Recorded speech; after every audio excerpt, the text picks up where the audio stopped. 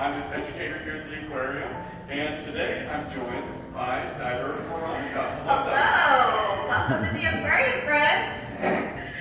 Yeah, welcome. Thank you for joining us here today. It's fun to just be in the aquarium, but also to get to see a diver, much less talk to a diver. Yeah, I know. I get to talk to you from underwater.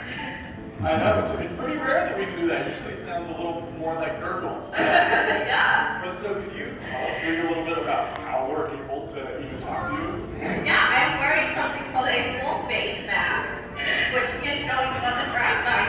It's really cool. It can fit all sorts of different shapes and sizes and different faces. Yeah, it sure can. It's really nice because usually for traditional diving, you have a mask that covers your eyes and your nose, and then you're biting down onto a regulator. But this mask right here, it seals all the way around your face, covers your face, so your mouth is actually free to move. Isn't that right? I know. Yeah. Sometimes we get to listen to music too, which is kind of cool. It's really fun. Yeah. And so she gets to do that because she also has underwater headphones. These things are really handy. Right next to her ears.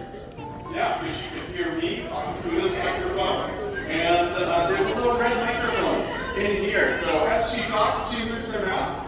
Her voice is projected through there, and so it goes up through one of those yellow cords all the way to the speakers and down to her ears. So it's kind of cool that we can talk underwater. I love it. Yeah, it's not something that us scuba do too much. Yeah. And I'm noticing, so we talked about one of those cords is for that sound. What's the other one for? To breathe underwater, the other one. Yeah. Yeah, so we have a surface supply of air that's practically unlimited for our diver here. But you might be noticing she still has a tank on her back. Why do you have a tank on your back when you're breathing from the surface?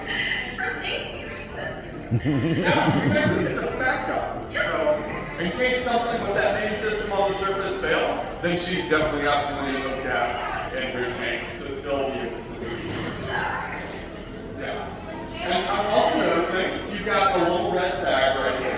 Yeah. What are you doing there? I am doing some different tasks. This is a scraper for the windows. Sometimes little critters like to live on there. And other little debris, so we like scraping that off. And we also have some brushes, so we can do some round scrubbing as well. Yeah, so our divers come in here every day. We have usually 2 divers every day. They come in here and they do some cleaning, they do some talking. It's a best of both worlds, but you'll get once you're underwater, chores become fun. So, just a thought, if you ever want to clean faster, you can clean out the water. Don't do that. Makes the chores more fun.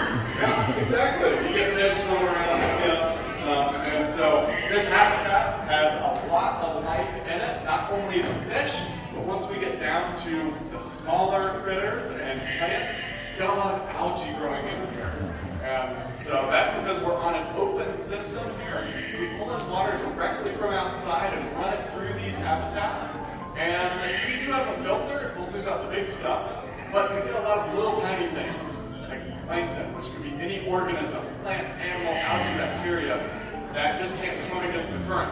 It runs through here, and some settles down in here, so that's why we have to have divers come in to clean all that excess algae out, so that it's safe for our animals on the rocks, but also so that you can see in from the window. So we definitely thank Veronica and all of our divers for that great key is using those toothbrushes and aspirations. Oh yeah, yeah.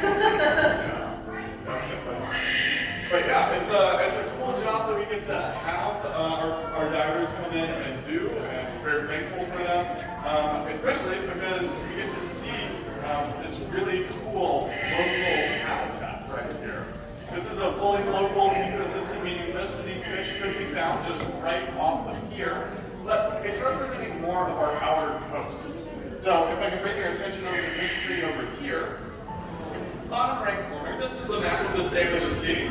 In the bottom right corner is a place called Seattle. We're in Seattle right now, so hopefully that orients us.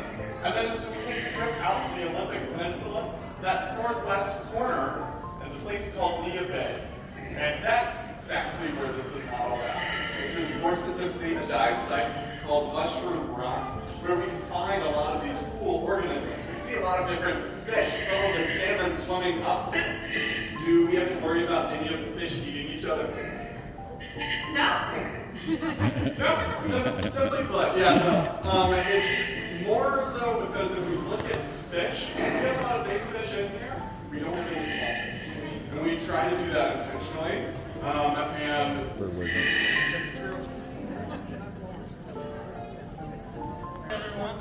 Well, real quick, That was the water cool, is though. around 47 degrees Fahrenheit, but I'm going to try to figure this out. I'll be sticking around for a little bit longer if you have any more questions. Thank you so much for joining us right now for all sorts of things. I've got examples over here. Yeah. Thank you. Yeah. Your dad wants you to say hi. Do you want me to? Yeah, can you put it on the screen? Yeah. That'd be I'm real gonna put fun. you live to the floor for it. No problem if your daughter says that's not all. Cool. Hi, Dad. Hi, Boo. Hello, Aquarium. Okay, thank you.